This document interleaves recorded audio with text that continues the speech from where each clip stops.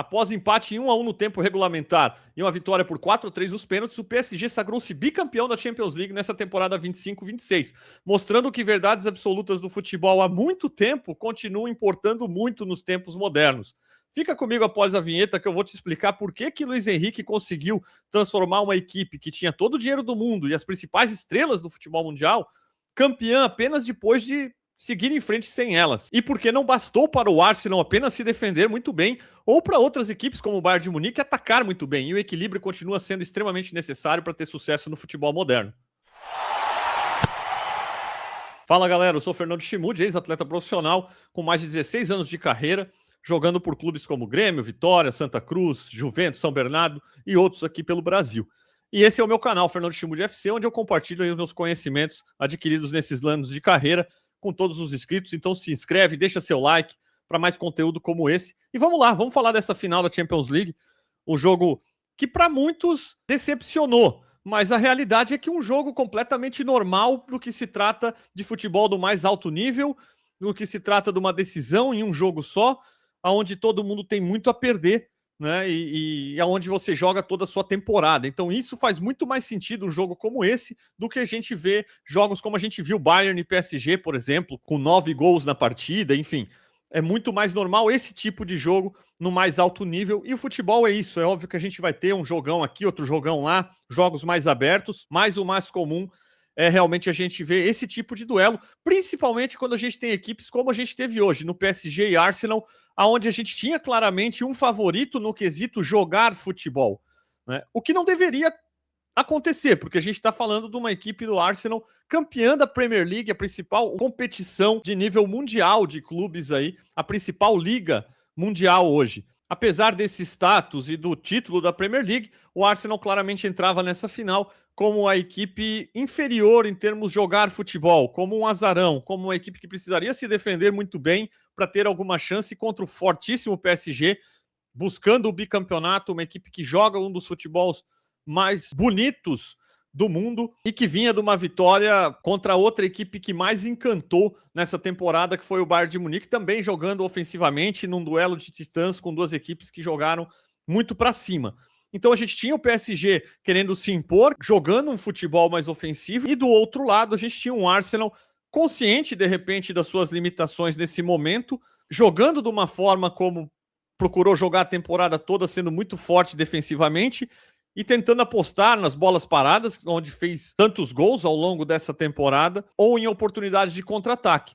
E, de fato, o Arsenal começa o jogo muito bem, se postando bem defensivamente, não botando a bunda lá atrás, mas fazendo uma marcação no campo do PSG, tentando dificultar a saída do PSG, mas com a equipe sempre bem posicionada, executando uma pressão, mas sempre com muito cuidado para ter praticamente toda a equipe atrás da linha da bola, e o Arsenal por muitos momentos teve a equipe toda atrás da linha da bola, literalmente, e acabou conseguindo achar um gol logo no início, né? Numa dessas pressões ali, o Marquinhos acaba chutando a bola em cima do Trossard, a bola sobra pro Kai Havertz, que põe velocidade, imprime velocidade na condição de bola, pega um PSG desarrumado, avança, entra pela área pelo lado esquerdo e faz uma finalização muito feliz no alto, sem chance para o Safonov, para abrir o placar e colocar o Arsenal na melhor situação possível, a situação dos sonhos para o Arsenal nessa final. Um gol de vantagem, vamos nos proteger, vamos nos defender, vamos deixar o PSG se expor e com a nossa qualidade vamos aproveitar dos espaços que vão se abrir, das oportunidades de saída em velocidade, para, assim como fizemos o primeiro gol, de repente fazer o segundo, fazer o terceiro e matar o jogo. Então o plano do Arsenal era muito claro para essa final, e o Arsenal começa o jogo da maneira como sonhava. Porém, após fazer esse primeiro gol, o Arsenal continua se aplicando defensivamente, continua passando todo mundo a linha da bola, muitas vezes jogando com não apenas duas linhas de 4, mas uma linha de 4, seus dois volantes e outra linha de 4 atrás da linha da bola, com os dois jogadores de frente formando a segunda linha de 4 junto com os pontas. Então, compactou muito bem, mas aos poucos, ao longo do jogo, o PSG com o seu domínio, com a sua posse de bola, o PSG que acabou o jogo com 75% da posse de bola, foi empurrando o Arsenal para trás. A marcação que era feita no campo de ataque começou a ser feita no campo de defesa. O Arsenal começou a ficar cada vez mais próximo da sua própria área.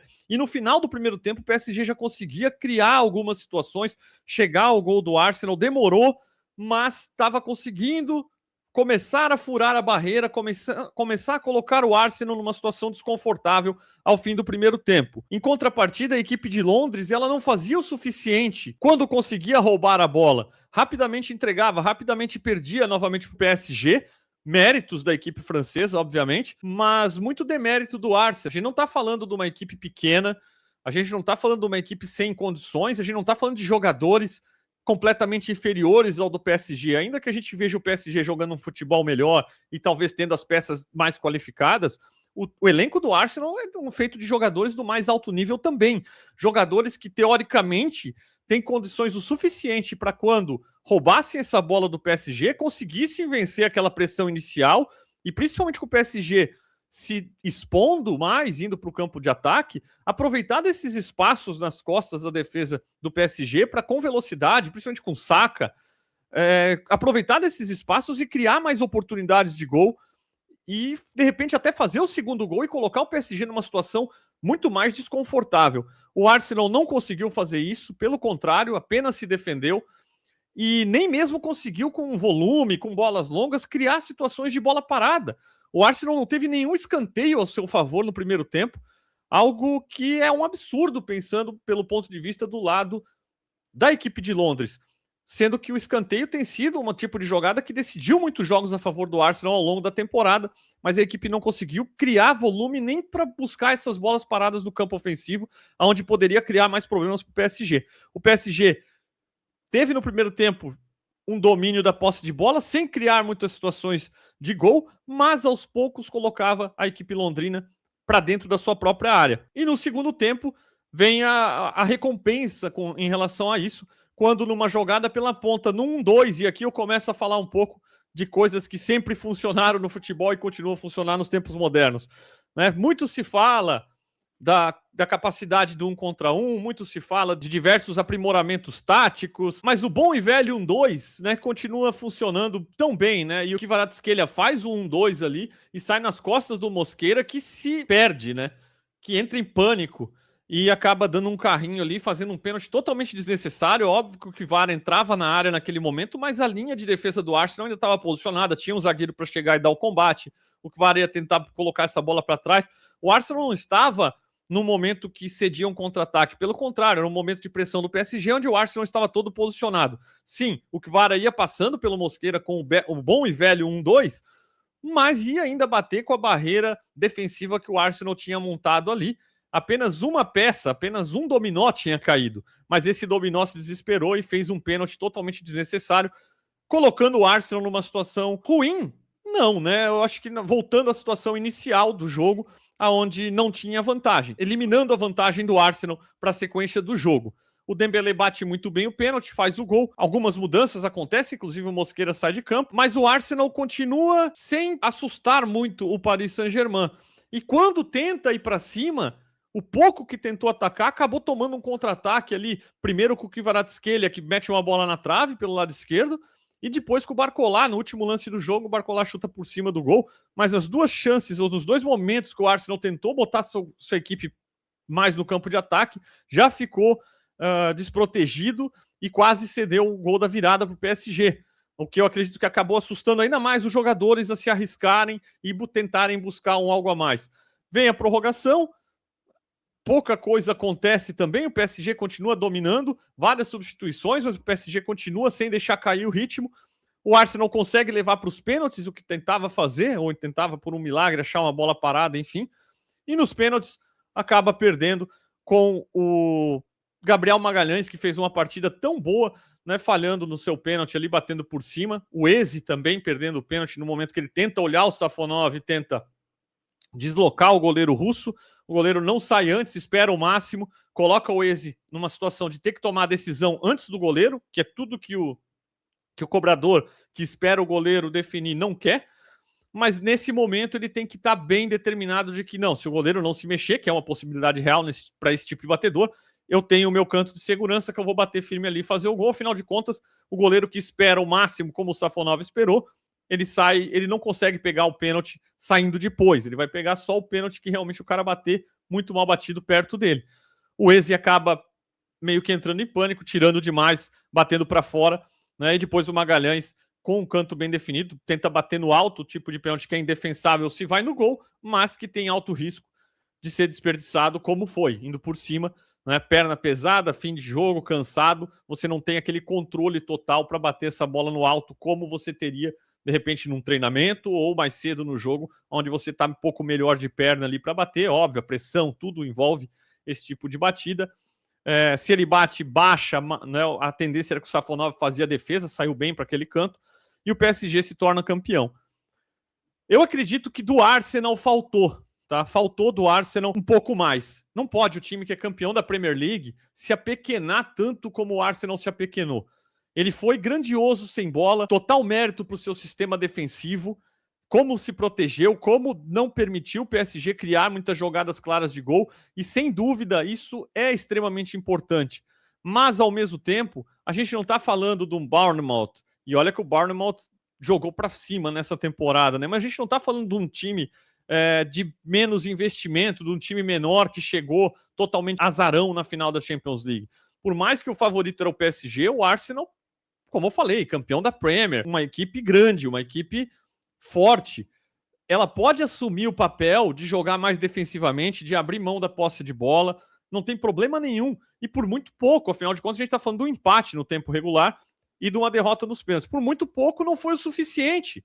E aí eu vou até mais longe, não fosse o desespero do Mosquera, talvez teria sido o suficiente no tempo normal, uma vitória por 1-0 teria sido o suficiente ali, pela maneira que o Arsenal vinha se defendendo tão bem, o que me faz lembrar que por mais que você tenha que ter equilíbrio no futebol, e eu vou chegar nessa parte do equilíbrio, principalmente falando do PSG, se tem um lado que você vai pender para esse lado quando se trata de vencer campeonatos, quando se trata de ser competitivo, quando se trata do resultado, você vai pender para o lado defensivo. Por mais que o torcedor, que o fã de futebol ache lindo jogar ofensivamente, ache lindo fazer 10 gols e tomar 9 e ganhar por 10-9, não é uma receita competitiva, não é uma receita que você vai ter muito sucesso. Ah, Fernando, mas é a mesma coisa, perdido por 10-9, perdido por 1-0. Não é. Não é, porque a gente não está falando de robôs, a gente está falando de seres humanos que estão ali jogando, a gente tem a parte emocional do jogo, e quando uma equipe ela é bem organizada defensivamente, ela não cede gols, ela joga bem postada, isso mexe com o psicológico, com a confiança dos jogadores, tanto de quem está defendendo quanto de quem está atacando. Aquele que está atacando falando, pô, não tem jeito, os caras estão bem posicionados, não dá para entrar, hoje não vai sair esse gol. E o seu, de pô, tamo bem, tamo sem tomar o gol, já já rola uma brecha, a gente faz o nosso.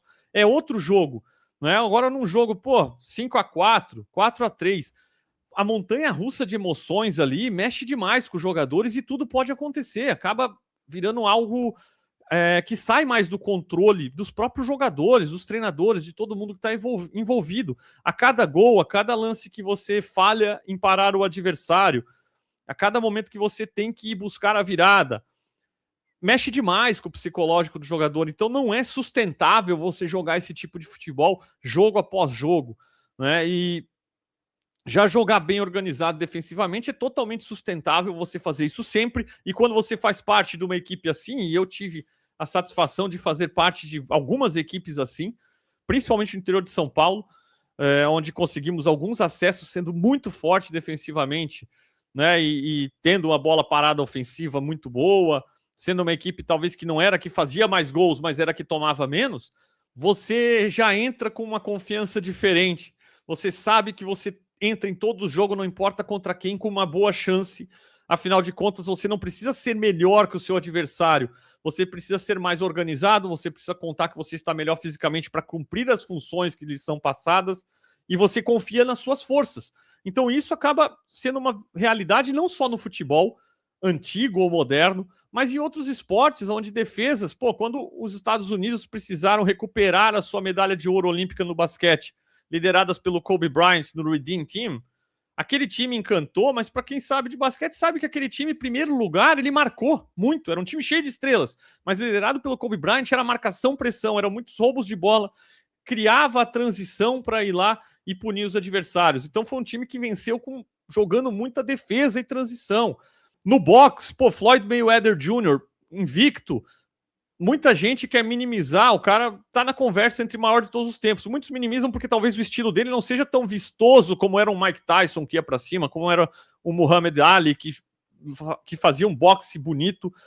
O do Mayweather, a beleza dele era no como ele se defendia, no como a defesa dele era impenetrável, no como você acabava uma luta e ia ver a quantidade de socos que tinham conectado nele, e era um absurdo, uma porcentagem extremamente baixa, abaixo de 20% muitas vezes, e os poucos, né, muitas vezes menos golpes do que ele desferia, entravam em uma porcentagem muito alta contra os seus adversários. Então, não só no futebol, mas em muitos outros esportes, a sua defesa ela é tão importante quanto o ataque, ou ela é muitas vezes mais importante do que o ataque, porque ela vai facilitar a sua vida, ela vai facilitar o seu ataque. Se você tem uma defesa muito forte, ela facilita o seu ataque. Se você tem um ataque muito forte, não necessariamente facilita a sua defesa. O Arsenal pendeu para o lado da defesa e por pouco não conseguiu o resultado, mesmo jogando contra uma equipe mais equilibrada no PSG, que acabou sendo o campeão. Então, méritos para o Arsenal por pouco não ter conseguido o seu objetivo, mesmo não sendo a melhor equipe aqui nesse duelo, mas ainda assim não foi o suficiente e os pênaltis coroaram a equipe que mereceu mais, no meu modo de ver, que foi o PSG. Não mereceu mais só no jogo de hoje, mas mereceu mais ao longo de toda a campanha, ao longo de toda a temporada. Mereceu mais não apenas contra o Arsenal, mas mereceu mais contra o Bayern de Munique também, que ao contrário do Arsenal, que abdicou de jogar, que quando roubou a bola não conseguiu criar nada, não conseguiu assustar o PSG, não conseguiu jogar com um ataque minimamente forte para ter o balanço necessário para ganhar esse jogo, quando estava numa situação melhor, principalmente ganhando por 1-0. Em contrapartida, o PSG não. Ele venceu o time que foi muito forte defensivamente, mas desequilibrado para esse lado, mas na rodada anterior, na semifinal, ele bateu o time que era mais forte ofensivamente e também desequilibrado para o lado ofensivo, aonde conseguiu vencer no jogo que teve a explosão de gols na ida e conseguiu também o resultado na volta, e por pouco não conseguiu vencer na volta fora de casa, num jogo onde o Neuer, goleiro do Bayern de Munique, fez muito mais defesas do que o Safonov fez pelo próprio PSG, que estava defendendo o resultado. Então, aqui outra verdade do futebol, que era verdade lá atrás, nos tempos do primeiro campeonato mundial do Brasil, nos tempos do bicampeonato 62, nos tempos do Tri, em 70, que era verdade nos anos 80, que era verdade nos anos 90, e que por mais que o futebol evolua, que o esporte mude, que os esquemas mudem, que os atletas mudem, continua sendo futebol, continua sendo esporte e continua sendo algo que você tem que jogar bem em todas as áreas dele. E o PSG é hoje a melhor equipe do mundo e o campeão da Champions, bicampeão da Champions, porque é a equipe mais equilibrada. É a equipe que, sim, quando joga contra adversários inferiores, que são a grande maioria deles, é uma equipe que tem qualidade para ir lá, para se impor e para vencer, para criar jogadas e vencer, e muitas vezes vencer bem. Mas quando joga também contra uma equipe, pelo menos teve uma, que teve o Arsenal, interessante usar aqui, né? Mas que teve o poderio de bater de frente, de falar, não, nós vamos criar mais chances do que vocês, ele teve capacidade também de se defender melhor do que essa equipe e levou vantagem e passou por ela, que foi o Bayern de Munique, chegando na final. Então, méritos totais para mim para o PSG nesse sentido. E a grande estrela do PSG, apesar de ter o Bola de Ouro, o Dembélé do ano passado, apesar de ter no Kvaratskhelia, um cara que pode concorrer nesse ano novamente, apesar de ter vários jogadores de classe mundial, o grande destaque para mim é o Luiz Henrique, o treinador, talvez o melhor do mundo na atualidade, e não pelo que ele faz necessariamente apenas dentro de campo, mas certamente pela maneira que ele conduz o grupo, pela maneira que ele conduz o elenco, pela maneira que ele tem sabedoria de jogar para cima, mas ao mesmo tempo ter um equilíbrio, ter um mínimo defensivamente para poder não se colocar em situações, em buracos que são difíceis demais de sair, né, Bayern de Munique, né, Company, como foi contra o próprio PSG. Então, merecido demais para mim o PSG com esse bicampeonato, com essa fase excepcional. Todo mundo já viu aquele vídeo do Luiz Henrique falando com o Mbappé, né, comparando ao Michael Jordan, e como o próprio Michael Jordan era também um cara, quem viu a série Last Dance, né, que não teve a oportunidade de acompanhar ao vivo lá na época o Bulls, mas viu o Last Dance, viu como também a defesa, a marcação, a saída em transição era uma marca registrada daquela dinastia. Então, aquela conversa com o Mbappé, muito legal, e a gente sabe de tudo, as notícias que rolam com o Mbappé, e como o Mbappé também ficou lidando naquela situação da renovação com o PSG, não renovação, sair, acabou saindo, e até agora não conquistou nada ali de mais com o Real Madrid, enquanto o PSG, desde a saída do Mbappé, saída do Messi, saída do Neymar, um PSG que foi para o caminho de trazer as maiores estrelas, de montar o seu Dream Team, não conquistou, mas pós a saída desses caras, com a montagem de um elenco muito bom, com peças que são estrelas do futebol mundial, mas que não tem tempo ruim para marcar pressão, para dar um carrinho, para ajudar na defesa, para sair durante o jogo, como foi nessa final, saiu o Kvaratskhelia, saiu o Dembélé, entram peças também de reposição que não tem problema, às vezes, nesse momento, de ficar como uma peça de reposição, caras que seriam titulares em qualquer outra equipe do mundo, como o próprio Barcola. E a equipe continua mantendo um nível alto e continua sendo competitiva e continua dominando ofensivamente e continua ganhando jogos, né? A gente viu o capitão Marquinhos sair, a gente viu o Beraldo entrar muito bem, Beraldo, inclusive, que mostrou que estava em nível de Copa do Mundo, zagueiro, canhoto, melhor do que muita gente aí que foi convocada, mas isso é papo para outra conversa. Então fica aqui registrado, né, os méritos aí para o Luiz Henrique, que soube criar nesse PSG uma equipe que todo mundo marca, que todo mundo pressiona, que quando tem que passar a linha da bola para defender, como o Arsenal fez hoje, o PSG precisou fazer contra o Bayern, principalmente no segundo jogo, todo mundo vai lá e faz o que é preciso, mas quando se defende e rouba a bola, não faz como o Arsenal e não faz nada. Rouba a bola, vai lá, cria contra-ataque, cria situação de gol, fez o Neuer trabalhar pra caramba naquela semifinal. E quando a equipe decide se defender contra o PSG, ficar lá atrás, dificultar, ainda assim consegue criar situações, consegue ir para cima, consegue sair de uma situação adversa, como saiu hoje, e buscar esse título, esse bicampeonato.